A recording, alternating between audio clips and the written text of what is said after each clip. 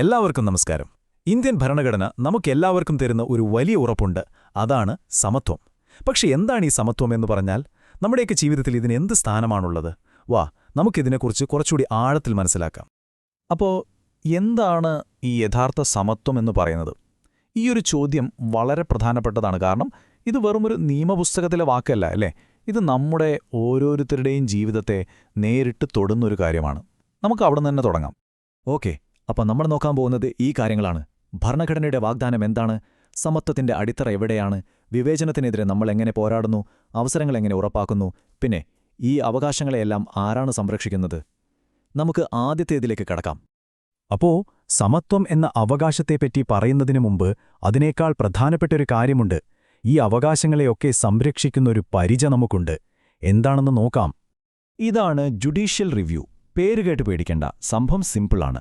നമ്മുടെ ഭരണഘടനയുടെ ആർട്ടിക്കിൾ 13 ഇതിന് ശക്തി കൊടുക്കുന്നത്. അതായത് സർക്കാരോ പാർലമെന്റോ ഉണ്ടാക്കുന്ന ഏതൊരു നിയമവും നമ്മുടെ മൗലികാവകാശങ്ങൾക്ക് എതിരാണോ എന്ന് പരിശോധിക്കാൻ സുപ്രീം കോടതിക്കും ഹൈക്കോടതികൾക്കും അധികാരമുണ്ട്. എതിരാണെന്ന് കണ്ടാൽ ആ നിയമം അസാധുവാക്കും. ശരിക്കും പറഞ്ഞാൽ നമ്മുടെ അവകാശങ്ങളുടെ ഒരു സൂപ്പർ ഗാർഡിനാണിത്.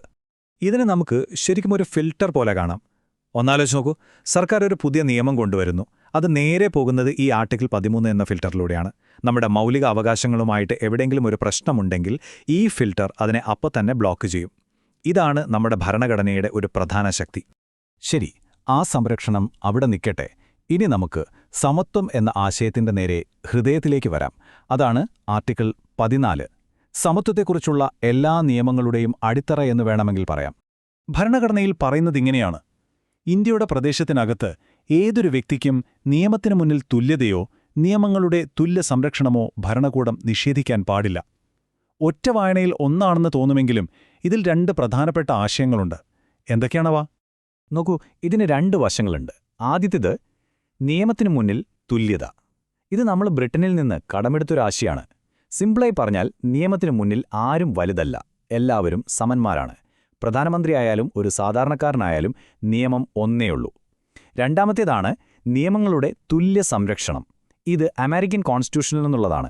അതായത് ഒരേ സാഹചര്യത്തിലുള്ള ആളുകൾക്ക് ഒരേ നിയമം ബാധകമാകും. ഒരാൾക്ക് ഒരു നീതി, മറ്റൊരാൾക്ക് വേറൊരു നീതി, അത് പാടില്ല. അപ്പോൾ ഒന്ന് ആർക്കും പ്രത്യേക പരിഗണന കൊടുക്കരുതെന്ന് പറയുന്നു, മറ്റൊന്ന് എല്ലാവർക്കും തുല്യ പരിഗണന കൊടുക്കണമെന്ന് പറയുന്നു. ഓക്കെ, അപ്പോൾ നിയമത്തിന് മുന്നിൽ എല്ലാവരും ഒന്നാണെന്ന് നമ്മൾ കണ്ടു. ഇനി സമൂഹത്തിൽ നിലനിൽക്കുന്ന ചില അനീതികളെ, ചില വിവേചനങ്ങളെ നേരിടാൻ ഭരണഘടന എന്തൊക്കെയാണ് പറയുന്നതെന്ന് നോക്കാം. അതിനാണ് ആർട്ടിക്കിൾ 15ഉം 17ഉം.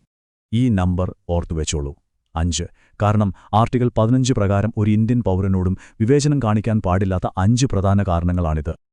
അതെ, ആ 5 എണ്ണം ഇതാണ്: മതം, വംശം, ജാതി, ലിംഗം, പിന്നെ ജനിച്ച സ്ഥലം. ഈ 5 കാര്യങ്ങളുടെ പേരിൽ ഒരാളോടും ഒരു തരത്തിലുമുള്ള വിവേചനവും പാടില്ല. ഇവിടെ നമ്മൾ ശ്രദ്ധിക്കേണ്ട ഒരു കാര്യം, ഈ ലിസ്റ്റിൽ ഭാഷയില്ല. പിന്നെ ഈ അവകാശം ഇന്ത്യൻ പൗരന്മാർക്ക് മാത്രം ബാധകമായ ഒന്നാണ്. എന്നാൽ ഇതിനൊരു മറുവശം കൂടിയുണ്ട്. സമത്വമെന്ന് പറഞ്ഞാൽ എല്ലാവരെയും ഒരുപോലെ പരിഗണിക്കുക എന്ന് മാത്രമല്ല അതിനർത്ഥം. ചിലർക്ക് പ്രത്യേക പരിഗണനകൾ നൽകേണ്ടിവരും. അതുകൊണ്ട് സ്ത്രീകൾക്കും കുട്ടികൾക്കും സാമൂഹികമായും വിദ്യാഭ്യാസപരമായും പിന്നോട്ട് നിൽക്കുന്ന വിഭാഗങ്ങൾക്കും വേണ്ടി പ്രത്യേക നിയമങ്ങൾ കൊണ്ടുവരാൻ ആർട്ടിക്കിൾ 15 തന്നെ സർക്കാരിന് അധികാരം നൽകുന്നുണ്ട്. ഇതാണ് സംവരണം പോലുള്ള കാര്യങ്ങൾക്ക് അടിസ്ഥാനം. ഇനി ആർട്ടിക്കിൾ 17. ഒറ്റ വാചകമേ ഉള്ളൂ, പക്ഷെ വളരെ ശക്തമാണ്. അയിത്തം നിർത്തലാക്കിയിരിക്കുന്നു. തീർന്നു, യാതൊരു ഒഴികഴിവുമില്ല. നമ്മുടെ സമൂഹത്തിൽ ആഴത്തിൽ വേരൂന്നിയ ഒരു അനീതിയെ ഭരണഘടന ഒറ്റയടിക്ക് ഇല്ലാതാക്കുകയാണിവിടെ. ഇത് ശരിക്കും ഒരു സാമൂഹിക വിപ്ലവമാണ്. ശരി, സാമൂഹിക വിവേചനം കണ്ടു. ഇനി നമുക്ക് പൊതു അവസരങ്ങളുടെ കാര്യത്തിലേക്ക് വരാം. അതായത് തൊഴിൽ, പദവികൾ, അവിടെയൊക്കെ എങ്ങനെയാണ് സമത്വം ഉറപ്പാക്കുന്നത്? അതിനാണ് ആർട്ടിക്കിൾ 16. വളരെ ലളിതമാണ്. സർക്കാർ ജോലികളിലും പൊതുവായ മറ്റു തൊഴിലവസരങ്ങളിലും എല്ലാ പൗരന്മാർക്കും തുല്യമായ അവസരം നൽകണം. അതാണിതിന്റെ കാതൽ.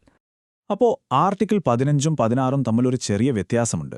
ആർട്ടിക്കിൾ 15-ൽ വിവേചനം പാടില്ലാത്ത 5 കാരണങ്ങളാണെങ്കിൽ സർക്കാർ ജോലിയുടെ കാര്യത്തിൽ ആർട്ടിക്കിൾ 16 2 കാരണങ്ങൾ കൂടി ചേർക്കുന്നുണ്ട്.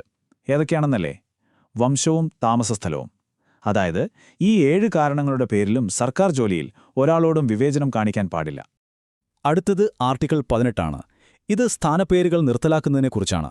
അതായത് രാജ, മഹാരാജ എന്നൊക്കെയുള്ള പാരമ്പര്യമായി കിട്ടുന്ന സ്ഥാനപ്പേരുകളൊന്നും ഇനി വേണ്ട. എല്ലാവരും കഴിവിന്റെ അടിസ്ഥാനത്തിൽ അറിയപ്പെട്ടാൽ മതി. അതാണ് ആശയം. ഈ ടേബിൾ നോക്കിയാൽ സംഭവം ക്ലിയറാവും. രാജ, മഹാരാജ പോലുള്ള പാരമ്പര്യ സ്ഥാനപ്പേരുകൾ പൂർണ്ണമായും നിരോധിച്ചു. പക്ഷേ സൈന്യത്തിൽ കിട്ടുന്ന ജനറൽ പോലുള്ള റാങ്കുകളോ വിദ്യാഭ്യാസപരമായി കിട്ടുന്ന ഡോക്ടർ പോലുള്ള പദവികളോ ഉപയോഗിക്കാം. അതിന് പ്രശ്നമില്ല. ഇനി ഭാരതരത്ന പോലുള്ള ദേശീയ പുരസ്കാരങ്ങളോ അത് അവാർഡായി സ്വീകരിക്കാം. പക്ഷേ പേരിനു മുന്നിൽ ഒരു ടൈറ്റിലായിട്ട്, ഒരു സ്ഥാനപ്പേരായിട്ട് ഉപയോഗിക്കാൻ പാടില്ല. ഇത് സുപ്രീം കോടതിയുടെ ഒരു പ്രധാന വിധിയാണ്. ഇതുവരെ നമ്മൾ ഓരോ അവകാശങ്ങളെയും പറ്റി സംസാരിച്ചു. പക്ഷേ ഇതൊക്കെ വെറും പുസ്തകത്തിലെ വാക്കുകളായി പോകാതെ ജീവിതത്തിൽ പ്രാവർത്തികമാവുന്നുണ്ടെന്ന് ആരാണ് ഉറപ്പുവരുത്തുന്നത്? അതാണ് നമ്മുടെ കോടതികൾ. നമുക്ക് ആ ഭാഗത്തേക്ക് കടക്കാം. ഉദാഹരണത്തിന് 1992 ഇന്ദിരാ സാഹ്നി കേസിലെ സുപ്രീം കോടതിയുടെ ഈ വിധി നോക്കൂ. സംവരണം 50% കവിയാൻ പാടില്ല. ഇത് സമത്വം എന്ന ആശയത്തെ പ്രായോഗിക തലത്തിൽ എങ്ങനെ നടപ്പിലാക്കണം എന്നതിനെക്കുറിച്ചുള്ള കോടതിയുടെ വളരെ വ്യക്തമായൊരു ഇടപെടലായിരുന്നു. ഈ ടൈം ലൈൻ കാണിക്കുന്നതുപോലെ സമത്വം എന്ന ആശയം കാലത്തിനനുസരിച്ച് മാറിക്കൊണ്ടിരിക്കും. 1973 കേശവാനന്ദ ഭാരതി കേസിൽ മൗലികാവകാശങ്ങൾ ഭരണഘടനയുടെ അടിസ്ഥാന ഘടനയുടെ ഭാഗമാണെന്നും അതൊന്നും എടുത്തുമാറ്റാൻ പാർലമെന്റിന് കഴിയില്ലെന്നും കോടതി പറഞ്ഞു.